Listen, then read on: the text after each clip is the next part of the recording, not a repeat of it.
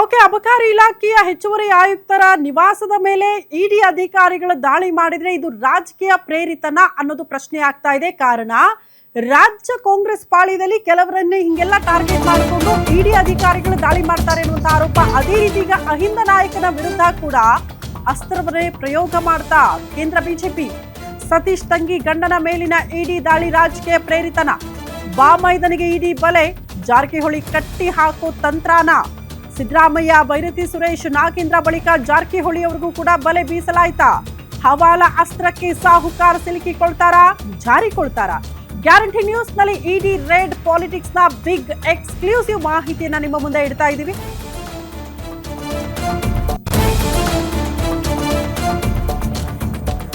ಜಾರಕಿಹೊಳಿ ಕಟ್ಟಿ ಹಾಕೋದಕ್ಕೆ ನಡೀತಾ ಜಾರಿ ನಿರ್ದೇಶನಾಲಯದ ದಾಳಿ. ಇಡಿ ದಾಳಿ ಮಾಡಿದ್ದು ಹವಾಲಾ ಬೇನಾಮಿ ಹೂಡಿಕೆ ವ್ಯವಹಾರದ ಮೇಲೆ. ಆದ್ರೆ ರಾಜಕೀಯ ವಲಯದಲ್ಲಿ ಜಾರಕಿಹೊಳಿ ಕಟ್ಟಿ ಹಾಕೋ ತಂತ್ರ ಅಂತ ಚರ್ಚೆ ಆಗ್ತಾ ಇದೆಯಂತೆ. ಸಿದ್ದರಾಮಯ್ಯ ನಂತರ ಅಹಿಂದ ನೇತೃತ್ವ ವಹಿಸಿಕೊಂಡಿರೋದು ಸಚಿವ ಸತೀಶ್ ಜಾರಕಿಹೊಳಿ. ಬೈ ಎಲೆಕ್ಷನ್ಗಳಲ್ಲಿ ಪಕ್ಷ ಗೆಲ್ಲಿಸುವಲ್ಲೂ ಕೂಡ ಪ್ರಮುಖ ತಂತ್ರಗಾರಿಕೆಗೆ ಸಾಹುಕಾರ್ ಯಶಸ್ವಿಯಾಗಿದ್ದಾರೆ. ಧಾರವಾಡ ಹಿರಿಯೂರು ಬೈ ಎಲೆಕ್ಷನ್ ಹೊಣೆ ಸಹ ಸತೀಶ್ ಜಾರಕಿಹೊಳಿ ಅವರಿಗೆ ಹೈಕಮಾಂಡ್ ವಹಿಸಿದೆ ಸದ್ಯಕ್ಕೆ. ಇದರಿಂದ ಮುಂದೆ ಉತ್ತರ ಕರ್ನಾಟಕದಲ್ಲಿ ಬಿಜೆಪಿಗೆ ಗೆಲುವು ಅಸಾಧ್ಯ ಅನ್ನೋದನ್ನ ಅರ್ಥ ಮಾಡ್ಕೊಂಡಿದ್ದಾರೆ ಅಂತ. ಸಾಹುಕಾರ್ ಕಟ್ಟಿ ಹಾಕಿದ್ರೆ ಬಿಜೆಪಿಗೆ ಲಾಭ ಆಗಬಹುದು ಅನ್ನುವಂತಹ ಲೆಕ್ಕಾಚಾರ. ಹಿಂಗಾಗಿ ಬಾಮೈದನ ವಿರುದ್ಧ ಇಡಿ ಅಧಿಕಾರಿಗಳ ದಾಳಿ ಆಗಿರಬಹುದು. ಆ ಮೂಲಕ ಸತೀಶ್ ಜಾರಕಿಹೊಳಿ ಅವರನ್ನ ಕಟ್ಟಿ ಹಾಕೋ ಪ್ರಯತ್ನ ಆಗಿರಬಹುದು ಅನ್ನೋದ್ರ ಬಗ್ಗೆ ಡೀಟೇಲ್ ಸಿಗ್ತಾ ಇದೆ. ಇಡಿ ಅಧಿಕಾರಿಗಳು ಯಾರೆಲ್ಲ ಬಿಜೆಪಿಗೆ ಮಾರಕ ಆಗ್ತಾರೋ ಅನ್ನೋದನ್ನ ಅರ್ಥ ಮಾಡ್ಕೊಳ್ತಾರೋ ಅವ್ರನ್ನ ಟಾರ್ಗೆಟ್ ಮಾಡಿಕೊಂಡು ದಾಳಿ ಮಾಡುತ್ತೆ ಅನ್ನೋದು ಕಾಂಗ್ರೆಸ್ಸಿಗರ ಆರೋಪ. ಪ್ರಮುಖವಾಗಿ ಮೂಡಾ ಹಗರಣಕ್ಕೆ ಸಂಬಂಧಪಟ್ಟಂತೆ ಕೂಡ ಇಡಿ ಅಧಿಕಾರಿಗಳ ದಾಳಿ ಆಗಿತ್ತು. ಸಿದ್ದರಾಮಯ್ಯ ಮತ್ತು ಬೈರತಿ ಸುರೇಶ್ ಅವರ ಹೆಸರು ಅದರಲ್ಲಿ ತಳಕು ಹಾಕಿಕೊಂಡಿತ್ತು ಅನ್ನುವಂತಹ ವಿಚಾರಕ್ಕೆ ಸಂಬಂಧಪಟ್ಟಂತೆ ಅತಿ ದೊಡ್ಡ ದಾಳಿ ಆಗಿತ್ತು. ಅಲ್ಲೂ ಕೂಡ ಪ್ರಮುಖವಾಗಿ ಯಾವ ಆಧಾರದ ಮೇಲೆ ಇಡಿ ಅಧಿಕಾರಿಗಳ ದಾಳಿ ಆಯಿತು ಅನ್ನೋದ್ರ ಬಗ್ಗೆನೇ ಕ್ಲಾರಿಟಿ ಸಿಗಲಿಲ್ಲ ಸ್ವಲ್ಪ ದಿನ. ಅದಾದ ಬಳಿಕ ನಿಮಗೆಲ್ಲ ಗೊತ್ತಿರಬಹುದು, ವಾಲ್ಮೀಕಿ ಹಗರಣಕ್ಕೆ ಸಂಬಂಧಪಟ್ಟಂತೆ ಕೂಡ ನಾಗೇಂದ್ರ ಅವರನ್ನ ಟಾರ್ಗೆಟ್ ಮಾಡಲಾಗಿದ್ದು ಅಲ್ಲೂ ಕೂಡ ಇಡಿ ಅಧಿಕಾರಿಗಳ ದಾಳಿ ಆಯಿತು. ಇಡಿನೇ ವಶಕ್ಕೆ ಪಡೆದುಕೊಂಡಿತ್ತು.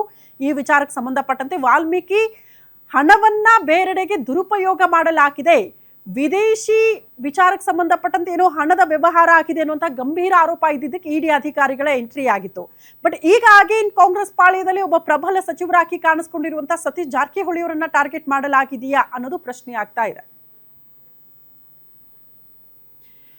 ಈ ಬಗ್ಗೆ ಮತ್ತಷ್ಟು ಡೀಟೇಲ್ಸ್ ಅನ್ನು ಕೊಡ್ತಾ ಹೋಗ್ತಾರೆ ನಮ್ಮ ಪ್ರತಿನಿಧಿ ದುರ್ಗೇಶ್. ನೇರ ಸಂಪರ್ಕದಲ್ಲಿ ಜಾಯಿನ್ ಆಗ್ತಿದ್ದಾರೆ. ದುರ್ಗೇಶ್, ಯೂಶಲಿ ಹವಾಲಾ ದಂಧೆ ಮತ್ತು ಮನಿ ಲಾಂಡ್ರಿಂಗ್ ವಿಚಾರಕ್ಕೆ ಸಂಬಂಧಪಟ್ಟಂತೆ ಏನಾದರೂ ಬೆಳವಣಿಗೆಗಳಾದ್ರೆ, ಅಕ್ರಮ ಕಂಡು ಬಂದ್ರೆ ಇಡಿ ಅಧಿಕಾರಿಗಳ ದಾಳಿ ಆಗುತ್ತೆ, ಅದು ಸಹಜ ಕೂಡ.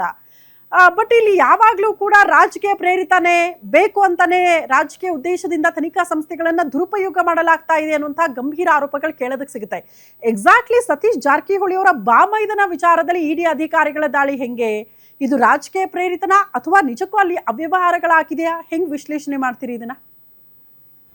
ಎಸ್ ಶ್ರುತಿ, ಇಡಿ ಮತ್ತು ಐ ಟಿಯನ್ನು ರಾಜಕೀಯವಾಗಿ ದುರುಪಯೋಗ ಪಡಿಸ್ಕೊಳ್ತಿರುವಂಥ ಆರೋಪನ ಕಾಂಗ್ರೆಸ್ ಕೇಂದ್ರ ಸರ್ಕಾರದ ಮೇಲೆ ಪದೇ ಪದೇ ಮಾಡ್ತಾ ಬರ್ತಾ ಇದೆ. ಜೊತೆಗೆ ಪ್ರಿಯಾಂಕ್ ಖರ್ಗೆ ಸೇರಿದಂತೆ ಹಲವಾರು ನಾಯಕರು ಕೂಡ ಈ ವಿಚಾರವನ್ನು ಬಹಳ ಸ್ಪಷ್ಟವಾಗಿ ಸ್ಟ್ಯಾಟಿಕ್ಸ್ ಮೂಲಕ ಹೇಳುವಂಥ ಕೆಲಸವನ್ನು ಮಾಡ್ತಿದ್ದಾರೆ. ಒಂದು ಕಡೆ ಎಷ್ಟರ ಮಟ್ಟಿಗೆ ಇಡಿ ದಾಳಿ ಆದಾಗ, ಐ ಟಿ ದಾಳಿ ಆದಾಗ ಅವ್ರ ಮೇಲೆ ಪ್ರಮಾಣ ಶಿಕ್ಷೆ ಎಷ್ಟಾಗೈತೆ ಅನ್ನೋಂಥ ಪ್ರಶ್ನೆಯನ್ನು ಮಾಡೋದ್ರ ಜೊತೆಗೆ ಒಂದು ಕಡೆ ಆದರೆ ರಾಜಕೀಯವಾಗಿ ವಿರೋಧವನ್ನು ಮಾಡೋದು ಒಂದು ಕಡೆ ಆದರೆ ಇಡಿ ಯಾವ ರೀತಿ ದಾಳಿಗಳನ್ನು ಮಾಡುತ್ತೆ, ಮನಿ ಲಾಂಡ್ರಿಂಗ್ ಮತ್ತು ಹವಾಲಾ ದಂಧೆ ಮತ್ತು ಏನಾದರೂ ಅವರಲ್ಲಿ ಲೋಪಗಳಿದ್ರೆ ಅದರಲ್ಲೂ ಕೂಡ ಸಾಕಷ್ಟು ಪ್ರಮಾಣದ ಹಣವನ್ನು ಸಂಗ್ರಹಿಸಿಟ್ಕೊಂಡಿದ್ದರೆ ಇಡಿ ದಾಳಿ ಮಾಡುತ್ತೆ.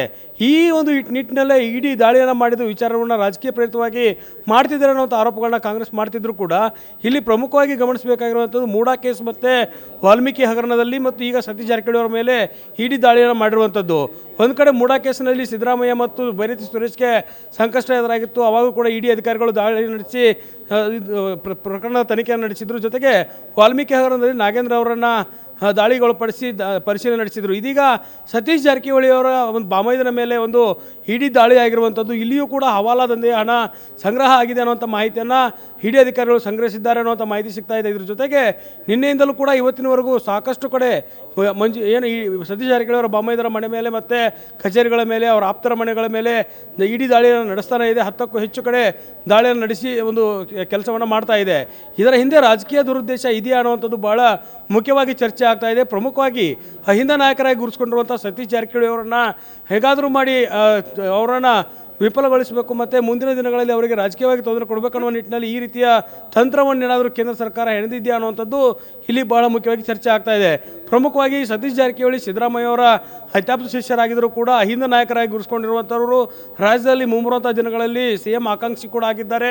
ಈಗ ಸದ್ಯಕ್ಕೆ KPCC ಸಾರಥ್ಯವನ್ನು ವಹಿಸಿಕೊಳ್ಬೇಕನ್ನೋ ನಿಟ್ಟಿನಲ್ಲಿ ಇದ್ದರೂ ಕೂಡ ಅವರಿಗೆ ಮುಂಬರುವ ದಿನಗಳಲ್ಲಿ ಒಂದಿಷ್ಟು ದೊಡ್ಡ ಸ್ಥಾನಮಾನಗಳು ಸಿಗುತ್ತೆ ಅನ್ನುವಂಥ ಒಂದು ಲೆಕ್ಕಾಚಾರ ಇದೆ. ಹೀಗಾಗಿ ಸತೀಶ್ ಜಾರಕಿಹೊಳಿ ಅವರನ್ನು ಹಣಿಯಬೇಕನ್ನೋ ನಿಟ್ಟಿನಲ್ಲಿ ಇಡಿ ದಾಳಿಯನ್ನು ಮಾಡಲಾಗಿದೆ ಅನ್ನುವಂಥ ಚರ್ಚೆ ಶುರುವಾಗಿರುವಂಥದ್ದು. ಯಾಕಂದರೆ ಸಾಕಷ್ಟು ಉಪಚುನಾವಣೆಗಳಲ್ಲಿ ಅವರು ಕಸರತ್ತನ್ನು ಮಾಡಿ ಅಭ್ಯರ್ಥಿಗಳ ಪರ ಕೆಲಸವನ್ನು ಮಾಡ್ತಾ ಇದ್ದರು. ಹೀಗಾಗಿ ಅವರಿಗೆ ಒಂದಿಷ್ಟು ಇಡಿ ಮೂಲಕ ದಾಳಿ ಮಾಡುವ ಮೂಲಕ ಯಾವ ರೀತಿ ಈ ಹಿಂದೆ ರಾಜಕೀಯವಾಗಿ ದುರುಪಯೋಗ ಪಡಿಸ್ಕೊಳ್ತಿದ್ದಾರೆ ಅನ್ನುವಂಥ ಆರೋಪಗಳಿತ್ತು. ಆ ನಿಟ್ಟಿನಲ್ಲಿ ಸಿದ್ದರಾಮಯ್ಯ ಆಗಿರ್ಬೋದು, ಬೈರತಿ ಸುರೇಶ್ ಆಗಿರ್ಬೋದು, ನಾಗೇಂದ್ರ ಆಗಿರ್ಬೋದು, ಇವರೆಲ್ಲರನ್ನೂ ಸೇರಿದಂತೆ ಇವತ್ತು ಸತೀಶ್ ಜಾರಕಿಹೊಳಿಗೆ ಇಡಿ ದಾಳಿಯ ಮೂಲಕ ಹಣಿಯುವ ತಂತ್ರವನ್ನು ಮಾಡಲಾಗಿದೆ ಅನ್ನುವಂಥ ಪ್ರಶ್ನೆ ಮೂಡುತ್ತಿರುವಂಥದ್ದು.